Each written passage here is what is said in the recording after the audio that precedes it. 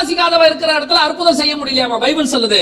அந்த ஜனங்கள் விசுவாசியாதபடினால அவரால் என்ன செய்ய முடியல, அற்புதம் செய்ய முடியல. அப்போ உன் சபையில அற்புதம் நடக்கணும்னா காரணம் இயேசுவும் இல்லை, இங்க இருக்க ஊழியக்காரனும் இல்லை, நீங்க தான். நீங்க ஊக்கமா ஜெபம் பண்ணி தேவ சமூகத்துல உட்கார்ந்தீங்கன்னா கர்த்தர் இங்க அற்புதங்களை செய்வார். தயவு செய்து ஓடாதீங்க, உங்க நல்லதுக்கு சொல்றேன். ஏன்னா இந்த கடைசி காலத்துல நிறைய கள்ளோபதேசம், நிறைய கள்ள போதகர்கள் வெளிநாட்டுல இருந்து இறக்குமதி வேற பண்றாங்க, இப்ப இம்போர்ட் எல்லாம் பண்றாங்க. அது உங்களுக்கு எல்லாம் சொல்ல வேணாம், வாரம் வருவாங்க. அதனால ரொம்ப கேர்ஃபுல்லா இருந்து கொள்ளுங்க, உங்க நல்லதுக்காக தான் சொல்றேன். அப்புறம் நான் வந்து யாரையும் குறை சொல்றேன்னு நினைச்சிடாதீங்க. சபையை எச்சரிக்க வேண்டியது நம்முடைய பொறுப்பு. அதை கேட்டு அப்படி ஏதாவது ஒரு ஊழியத்துக்கு போறீங்களா, ஏதோ ஒரு மீட்டிங் போறீங்களா, உங்க ஊழியக்காரர்கிட்ட கன்சல்ட் பண்ணிட்டு போங்க. நீங்க சில மீட்டிங்கு போகணும்னு தோணும், அப்படி கேட்டீங்கன்னா ஊழியக்காரத்தை கேட்டீங்கன்னா அவருக்கு தெரிஞ்சிடும் இந்த மீட்டிங்கு போலாமா வேணாமா அவங்களுக்கு தெரியும். ஏன்னா நம்மளை பொறுத்த வரைக்கும் எவன் பைபிள் தூக்கிட்டு தான் நல்லவன் தான் இல்லையா. ஊழியக்காரர் வந்திருக்கிறாரு, ஆனா அந்த ஆள் எப்படி என்னங்கிறது யாருக்கு தெரியும்? ஏன்னா நீ கடைசி காலத்துல நரகமே இல்லைங்கிறான், பாவமே இல்லைங்கிறான், நீ என்ன செஞ்சாலும் இயேசு என்ன செஞ்சிருவாராம், மன்னிச்சிருவாருங்கிறான். ஒருத்தன் சொல்றான், நான் பரலோகத்துக்கு போறது இயேசு எனக்கு என்ன கொடுத்தாரு, பரிசுத்தம் கொடுத்தாரு, அவரு பாதாளத்துக்கு போது நான் பாவம் கொடுத்திருக்கேன்றான். ரெண்டு பேரும் எக்ஸ்சேஞ்ச் எல்லாம் வேற பண்ணிருக்காங்க. அதனால தயவு செஞ்சு ரொம்ப கேர்ஃபுல்லா இருந்து கொள்ளுங்க. உபதேசங்கள் அதிகமா இந்த கடைசி காலத்துல என்ன செய்யுது, மாறுது. இது முதலாவது. ஏன் அற்புத அடையாளங்கள் தான் பிசாசு செய்யுது. ஆனா பைபிள் சொல்லுது கடைசி காலத்துல வானத்திலிருந்து அக்னி என்ன செய்ய போறாங்களா, இறக்க போறாங்க. பாருங்க, இதுக்கு பேரு ஸ்பேஸ் ஸ்டேஷன் அப்படின்னு பேர், ISS அப்படின்னு சொல்லுவாங்க, இன்டர்நேஷனல் ஸ்பேஸ் ஸ்டேஷன் அப்படின்னு பேர். இது ஒரு 16 நாடுகள் சேர்ந்து என்ன செஞ்சிருக்காங்க, மேல வச்சிருக்காங்க. இது ஏன் உருவாக்கி இருக்கிறோம் அப்படின்னு சொல்லி அவங்க 2 காரணம் சொல்றாங்க. இதை உருவாக்குனவங்க 2 காரணம் சொல்றாங்க. என்ன 2 காரணம்? முதலாவதாக இதை உருவாக்குன நோக்கம் என்னன்னா, நம்மளை கொண்டு போய் நிலாவில வாழ வைக்க போறேன்னு சொல்றாங்க. எங்க வாழ வைக்க போறாங்க? 100% ஃபேக். என்னங்க நீங்க, அவங்க 1000 கோடி 2000 கோடி செலவு பண்ணி ஒரு விஷயத்த சொல்றாங்க, நீங்க வந்து வாழ வைக்க முடியாதுங்கிறீங்களே, அது எப்படி உண்மையா, உங்களை எப்படி நம்புறது அப்படின்னீங்களா? 2015 ஒரு ஊழியத்துக்காக ஹூஸ்டன் அப்படின்ற இடத்துக்கு போயிருந்தோம், யுஎஸ்க்கு. போன போது அவங்க அங்க இருந்தவங்க என்ன செஞ்சாங்க, ஒரு எக்ஸிபிஷன் கூட்டிட்டு போனாங்க. அது வந்து நாசா நடத்தக்கூடிய நிலாவுக்கு போயிட்டு வந்த அந்த அவங்க எல்லாம் சேர்ந்து நடத்துற ஒரு எக்ஸிபிஷன். அந்த எக்ஸிபிஷன்ல போயிட்டு அவங்க ஒரு இந்த நிலாவுக்கு போயிட்டு வந்த பத்தி ஒரு டாக்குமெண்ட்ரி ஒரு 15 நிமிஷம் போட்டு காட்டினாங்க. அப்புறம் அங்க உள்ளவர் அதை எக்ஸ்பிளைன் பண்ணாரு. எக்ஸ்பிளைன் பண்ணிட்டு கடைசியா ஒரு கொஸ்டின் ஆன்சர் செக்ஷன் மாதிரி ஏதாவது உங்களுக்கு டவுட்ஸ் இருந்தா கேட்கலான்னாரு. அப்போ அவர்கிட்ட நான் ஒரு கேள்வி கேட்டேன், இந்த நிலாவில போய் வாழ வைக்கிறோம்னு சொல்றீங்களே, இந்த ப்ராஜெக்ட் எவ்வளவு தூரத்துல இருக்கு, நம்ம எப்போ போக வாய்ப்பு இருக்கு அப்படின்னு கேட்டபோது அவர் சொன்னாரு, we stopped the project in 1919. 1969 ஆரம்பிச்சு 1990 என்ன பண்ணிட்டாங்க, நிறுத்திட்டாங்க. அப்ப கேட்டேன், ஏன் நிறுத்திட்டீங்க, why you stopped அப்படின்னு சொன்னப்போ அவர் சொன்னாரு, நிலாவில தண்ணி கிடையாது, ஆக்சிஜன் கிடையாது, கிராவிடேஷன் ஃபோர்ஸ் கிடையாது, அதனால நாங்க என்ன செஞ்சிட்டோம், அங்கிருந்து கொஞ்சம் கல்லெல்லாம் கொண்டு வந்து இப்ப நாங்க அதை மட்டும் இப்ப என்ன பண்ணிட்டு இருக்கிறோம், ஆராய்ச்சி பண்ணிட்டு இருக்கிறோம். மத்தபடி நாங்க நிலாவுக்கு போற ப்ராஜெக்டையே நிறுத்திட்டோம். அப்பல்லோ அப்படிங்கிற ப்ராஜெக்ட் அவங்க என்ன பண்ணிட்டாங்க, ஸ்டாப் பண்ணிட்டாங்க. இப்ப ஒண்ணு கூட அவங்க அனுப்புறது இல்ல. இப்பதான் நம்மால ஆரம்பிச்சிருக்கோம், சரியா? இப்ப அமெரிக்கா அடுத்து என்ன பண்ணிருக்கான், செவ்வாய் கிரகத்துல போய் வாழ வைக்க போறோம் அடுத்து ஆரம்பிச்சிருக்கான். மார்ஸ்ல என்ன செய்ய போறோம், வாழ வைக்க போறோம். இப்ப அதுவும் முடியாது. திருப்பி சொல்றேன், மார்ஸ்ல என்ன செய்ய முடியாது, முடியாது. அது இப்ப சொல்லிட்டா 2018 19 சொல்லிட்டா மார்ஸ்ல போய் என்ன பண்ண முடியாது, வாழ முடியாது. ஏன்னு சொன்னா அங்கேயும் என்ன இல்ல, தண்ணியும் இல்ல, ஆக்சிஜனும் இல்ல, அங்கேயும் வாழ முடியாது. அதுலயும் பாருங்களேன், 49 பேர் செலக்ட் பண்ணிருக்கான் மார்ஸ்ல போய் வாழ்றதுக்கு. அதுல ஒண்ணு கோயம்புத்தூர்காரங்க, கோயம்புத்தூர்காரங்க கோச்சிக்காதீங்க. இந்தியால ஒருத்தர் செலக்ட் பண்ணிருக்காங்க, அதுல சவுத் இந்தியால யாரும் செலக்ட் பண்ணிருக்கான், கோயம்புத்தூர்காரங்க. அதுவும் 1 வே டிக்கெட் தானாமா, இறக்கி விட்டுட்டு வந்துருவானாமா. அநியாயம் வாங்க. அது நான் நினைக்கிறேன், இறக்கி விட்டுட்டு இவன் வந்து அவங்களை மானிட்டர் பண்ணுவான் போல, எப்படி சாவுறாங்க அப்படின்னு சொல்லி பாப்பாங்க போல. கவனிச்சுக்கொள்ளுங்க. இதுக்கெல்லாம் இவங்க செலவு பண்ணி இப்படிலாம் பண்றாங்கல்ல. பைபிள் தெளிவா சொல்லுது, பூமியையோ மனுஷனுடைய குடியிருப்புக்கு என்று கர்த்தர் கொடுத்திருக்கிறார். இந்த பூமியில தான் மனுஷன் வாழ முடியும். இதை தாண்டி நீங்க வேற எங்கேயுமே என்ன செய்ய முடியாது, வாழவே முடியாது. அப்புறம் இதை எதுக்கு உருவாக்கி இருக்கிறாங்கன்னா வேற 2 ரீசன்காக. ஒன்று, நம்ம அத்தனை பேரையும் எவ்வளவு கோடி மக்களா இருந்தாலும் கண்காணிப்பதற்கு வானத்துல ஒரு ஸ்டேஷன் உருவாக்கி இருக்கிறாங்க. இதுதான் நம்மளை கண்காணிக்கிறது 24 hours. இப்பயும் உங்களை அப்படிதான் என்ன செய்யறாங்க, கண்காணிக்கிறாங்க. இந்த 7 நாள் மீட்டிங்ல ஒரு நாள் அவங்க எப்படி கண்காணிக்கிறாங்க, என்ன பண்றாங்கிறத நம்ம என்ன செய்ய போறோம் பார்க்கலாம். 24 hours அவங்க என்ன செய்யறாங்க, நம்மள கண்காணிக்கிறாங்க. இப்ப நடந்துகிட்டே இருக்கு, அந்த வேலையை ஸ்டார்ட் பண்ணிட்டாங்க. இப்ப இந்த ISS மாதிரி இன்னும் 2-3 ஸ்பேஸ் ஸ்டேஷன் உருவாக்கிட்டு இருக்காங்க. ஆல்மோஸ்ட் நம்மள 24 hours ஒரு செகண்ட் விடாம கண்காணிக்கிறதுக்கான எல்லா வேலையும் செஞ்சு முடிச்சாங்க. அதுக்கான வேலை தான் இது. ரெண்டாவது, இங்கிருந்து தான் அவர்கள் அக்கினியை இறங்க பண்ண போறாங்க. இந்த இடத்துல இருந்து எப்படி இங்கிருந்து அக்கினி வரப்போகுது? ஒரு வசனம் மட்டும் வாசிச்சிருங்க. அந்த அற்புதம் எப்படி நடக்க போகுதுன்னு பைபிள் சொல்லுது. 2 தெசலோனிக்கேயர் 2ஆம் அதிகாரம் 9வது வசனத்தை வாசி. 2 தெசலோனிக்கேயர் 2:9 வாசி. அந்த அக்கிரமக்காரனுடைய வருகை சாத்தானுடைய செயலின்படி சகல வல்லமையோடும் அடையாளங்களோடும். என்ன அற்புதம்? இதைத்தான் திருப்பி திருப்பி சொல்றோம். பிசாசு எப்படி அற்புதம் செய்யும்? பொய்யான அற்புதம் செய்யும். அந்த அற்புதத்துக்கு பின்னாடி ஒரு பொய் இருக்கும். இயேசு செய்யற அற்புதம் உண்மை. இயேசு தண்ணியை திராட்சை ரசமா மாத்தினாரு. அதுக்கு ஒரு நீடும் இருந்துச்சு, நெசசிட்டியும் இருந்துச்சு, அது நிஜமாவும் இருந்துச்சு. ஜனங்க எடுத்து குடிச்சாங்க. ஒரு கம்யூனிஸ்ட் தலைவர் என்ன பண்ணாரு? இயேசு தண்ணியை ரத்தமா மாத்தின மாதிரி அவரு அப்படியே தண்ணியை திராட்சை ரசமா மாத்தின மாதிரி அவர் என்ன செஞ்சாரு? திராட்சை ரசமா மாத்தி காட்டினாரு ரஷ்யால. இவ்வளவுதான் இயேசு பண்ணது, ஐ டன் திஸ் அப்படின்னாரு. எல்லாரும் அவர் பயங்கரமா கை தட்டி பாராட்டினாங்க. ஜஸ்ட் அவர் கையை நீட்டினாரு, மாறிடுச்சு. இப்ப அதுல உட்கார்ந்து இருந்த ஒரு சின்ன பையன் அடுத்த வார்த்தை அவன் சொன்னானா, அப்படியே எடுத்து எல்லாருக்கும் குடி கொடுங்க. நானா மாத்திட்டீங்கல்ல, அப்படியே எடுத்து என்ன செய்யுங்க? குடி கொடுங்க. நோ, குடிக்க கூடாது. ஏன்? அது கெமிக்கல், மாத்த குடிக்க முடியாது. இதுதான் பொய்யான அற்புதம். நிறைய அற்புதங்கள் இயேசு செய்யற மாதிரியே நடக்கும். நானே ஒரு 6 மாசத்துக்கு முன்னாடி ஒரு இடத்துல ஏமாந்துட்டேன்னா கொஞ்சம் மனசு கஷ்டப்பட்டேன். என்னன்னா, யூகேல ஒருத்தன் தண்ணி மேல் நடந்தான். நீங்க அதை பார்த்திருப்பீங்க, வீடியோ கூட வந்திருக்கும். யூகேல தண்ணி மேல் நடந்தான். பைபிள் படி யோபு புத்தகம் சொல்லுது, தாம் ஒருவரே தண்ணீர் மேல் நடக்கிறவர்னு இருக்கு இயேசுவை பத்தி. வேற யாரும் என்ன செய்ய முடியாது? நடக்க முடியாது. எனக்கு அந்த வீடியோ பார்த்ததுல இருந்து எனக்குள்ள ஒரு கன்ஃபியூஷன் வந்துகிட்டே இருந்துச்சு. இல்லையே, வசனத்துல தேவன் மட்டும் தானே, இந்த பையன் எப்படி நடந்தான்? கடைசியா ஒரு முடிவு எடுத்துட்டேன், கன்ஃபார்மா பிசாசால் நடந்திருக்கணும். தேவன் இவனை நடக்க பண்ணிருக்க மாட்டாரு. ஏன்னா பேதுரு 2 ஸ்டெப்புக்கு மேல உள்ள போயிட்டாரு. இந்த பையன் நல்லா நடக்கிறான். எப்படி இருக்கும் யோசித்தா, இப்போ 2-3 வாரத்துக்கு முன்னாடி அந்த சீக்கிரட்டை ரிவீல் பண்ணி அவனே போட்டான். எப்படின்னு கேட்டா, அதுக்கு ஒரு மெல்லிசு கயிறு ஒண்ணு இருக்குது அவன் கண்ணுக்கு தெரியாம, அதை மேல இவனை கட்டி விட்டுருக்காங்க. கீழே அதுக்குள்ள ஒரு கண்ணாடி மாதிரி ஒரு பிரிட்ஜ் மாதிரி ஒண்ணு போட்டிருக்காங்க. அதுக்கு முன்னாடி கிட்டத்தட்ட 6 மாசம் வேலை பார்த்திருக்காங்க. வேலை பார்த்து அதுக்கப்புறம் என்ன செஞ்சிருக்காங்க? நடந்திருக்காங்க. தேம்ஸ் நதியில அவன் நடக்கிறான். நான் நினைச்சேன் இந்த பையனை கடல்ல விட்டுறணும். ஏன்னா இயேசு கடல்ல தான் நடந்தாரு. அங்க விட்டு பார்க்கணும், எந்த போட்டை போடுறாங்க உள்ளன்னு பார்க்கணும். அதானா எந்த ஒரு அற்புதமும் செய்யல சரி, பிசாசு செய்து அதுக்கு பின்னாடி என்ன இருக்கும்? ஒரு பொய் ஒண்ணு இருக்கும். நீங்கள் தயவு செய்து நம்பிடாதீங்க. சில இடத்துல நம்ம நம்புற மாதிரியே என்ன செய்யும்? சில வீடியோலாம் வருது, தலை தனியா உடம்பு தனியா அப்படியே பிரிச்சு எடுக்கலாம். பாக்குறதுக்கு நமக்கு என்னவா இருக்கு? பயமா இருக்கு, அநியாயமா இருக்கு, என்னென்னமோ நடக்குது. சரி, இருந்துட்டு போட்டோம். அப்ப நல்லா கவனிங்க, இது ISS.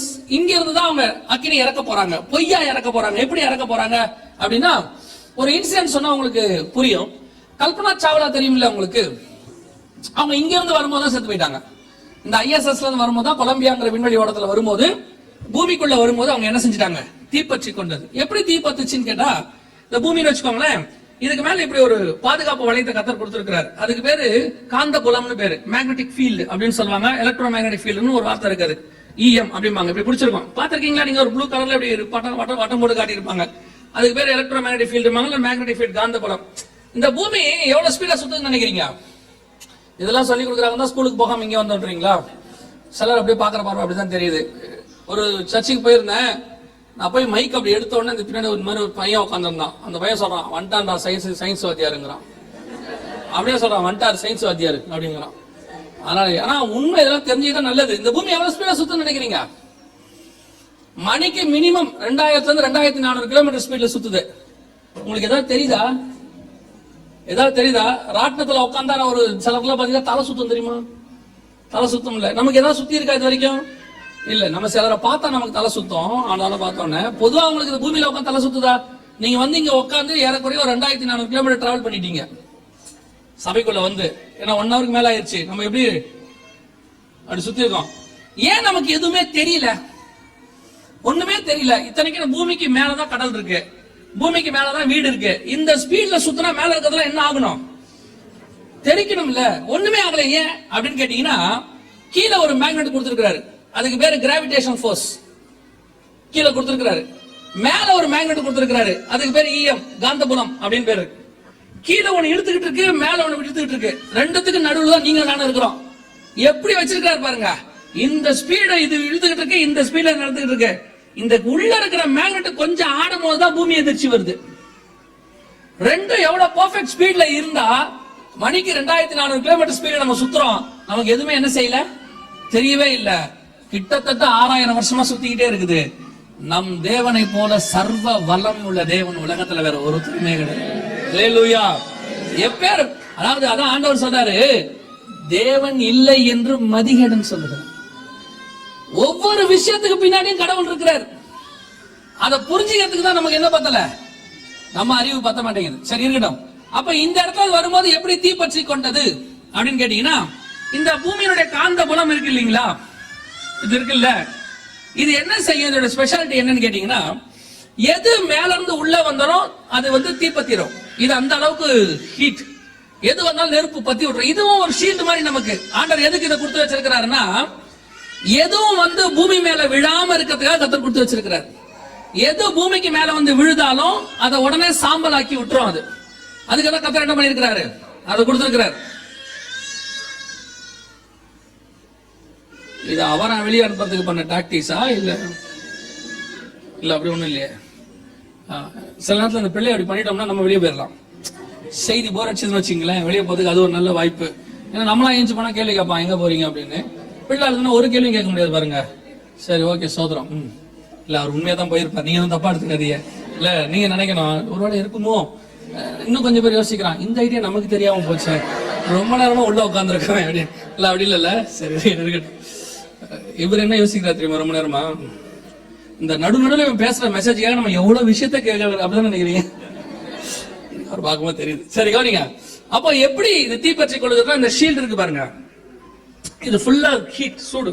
அதனாலதான் வானத்துல இருந்து வரக்கூடிய ஆஸ்ட்ராய்டு, விண்வெளி கல் இருக்குது, பூமிக்குள்ள வரும்போது எரிக்கல்லா மாறிடும். மேல அது எரிக்கல்லே கிடையாது, நார்மல் கல்லு சுத்திக்கிட்டு இருக்குது.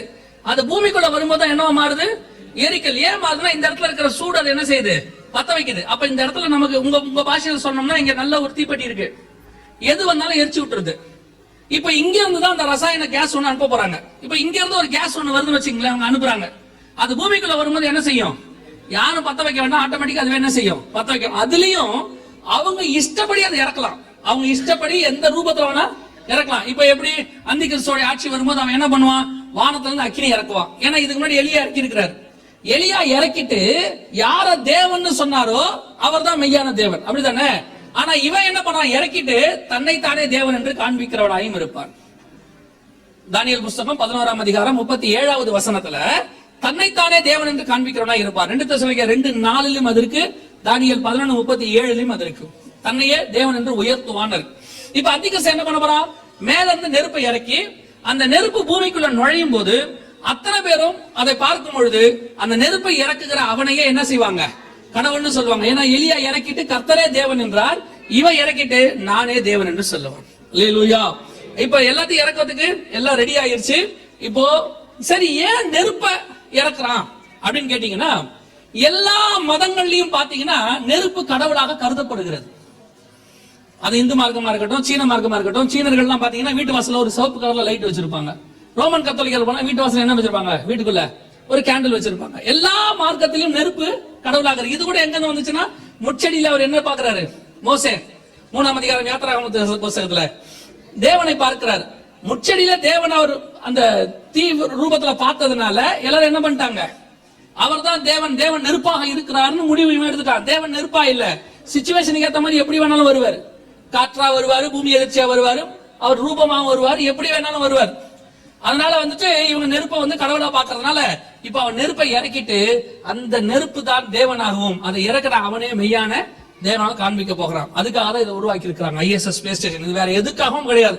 இது உங்களை கொண்டு போய் நிலாவிலையும் வாழ வைக்காது, மார்ஸ்லயும் வாழ வைக்காது. 2 ரீசன். ஒண்ணு, உங்களை எண்ணி 24 மணி நேரம் என்ன செய்ய போகுது, கண்காணிக்க போகுது. 2வது, வானத்துல இருந்து என்ன செய்ய போது, நெருப்பு இருக்க போகுது. 3வது ஆண்டவர் சொன்னது, நான் சொல்லிட்டு இதோட முடிக்கிறேன், ஏன்னா நமக்கு நேரம் முடிய போகுது. வாசிங்க 13ஆம் அதிகாரம் 15வது வசனம் வாசிங்க. வெளிப்படுத்தின விசேஷம் 13:15 வாசிங்க.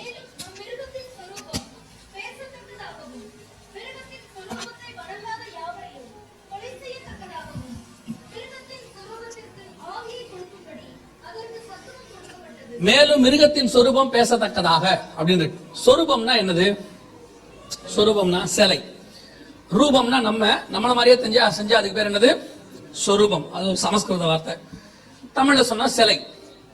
வசனம் சொல்லுது மேலும் மிருகத்தின் சொரூபம் பேசத்தக்கதாக. சிலை என்ன செய்ய போதாம்? பேச போகுது. அந்த வசனத்துல 3 காரியங்கள் இருக்கு. ஒன்று, சிலை பேசும், பார்க்கும். 2வது, தன்னை வணங்காதவர்களை கொலை செய்யும். 3வது, அதற்கு ஆவியை கொடுக்கும்படி அதற்கு சத்துவம் கொடுக்கப்பட்டது. ஒரு சிலைக்கு 3 காரியங்கள் இருக்கு. ஒன்று, ஆவியை கொடுக்கும்படி சத்துவம். 2வது, பார்க்கும், பேசும். 3வது என்ன செய்யுமா? கொலை செய்யும். இதெல்லாம் சிலை செய்யுமா? இதுவரைக்கும் சிலை பார்த்ததா பேசினதா ஏதாவது கேள்விப்பட்டிருக்கீங்களா? நம்ம பார்த்தது இல்லையா? சிலை மற்ற வேலையெல்லாம் பண்ணிருக்கு இல்லையா? அழுது இருக்கு, ரத்த கண்ணீர் வடிச்சிருக்கு, பால் குடிச்சிருக்கு, எல்லா வேலையும் பண்ணிருக்குல்ல.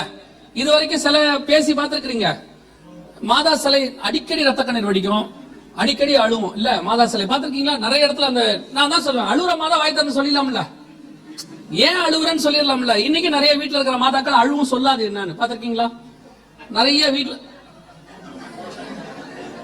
எப்படி புரிஞ்சிருச்சு பாருங்க அவருக்கு. அது செய்தி புரிஞ்சு சொல்லி அது டக்குனு புரிஞ்சிருச்சு அவருக்கு. நிறைய வீட்டுல இருக்கிறது பாத்தீங்கன்னா அழுவும், காரணம் சொல்லாது. இவனும் யோசிச்சு வைப்பான், இது எதுக்கு அழுவுது? ஏன்னா அவன் காலைல வேலைக்கு போகும்போது ஏதாவது சொல்லிட்டு போயிருப்பான். அது இவன் மறந்துடுவான், வேலைக்கு போனவர் மறந்துடுவார்ல, வெளியே போனவரு திருப்பி வரும்போது அந்த மறக்கவே மறக்காது. அவன் யோசிச்சாப்பான், இது என்னவா இருக்கும், என்னவா இருக்கும், ஏதுவா இருக்கும், காரணமே சொல்லாது. மறுநாள் காலையில் தான் சொல்லுவோம். பாத்திருக்கீங்களா? நான் உங்கள சொல்ல, நான் பேசலாம் பாக்குறேன், எனக்கு வெளியே. அப்போ இது வரைக்கும் சிலை என்ன செய்யல? பேசல. ஏன்னா வேதத்துல ஆண்டவர் சொல்லியிருக்கிறாரு, அது கண் இருந்தும் காணாது, காது இருந்தும் கேளாது, வாய் இருந்தும் பேசாது. இது ஆண்டவர் சொல்லியிருக்கிறாரு. அதனால அது கண்டிப்பா என்ன செய்யாது? செய்யாது.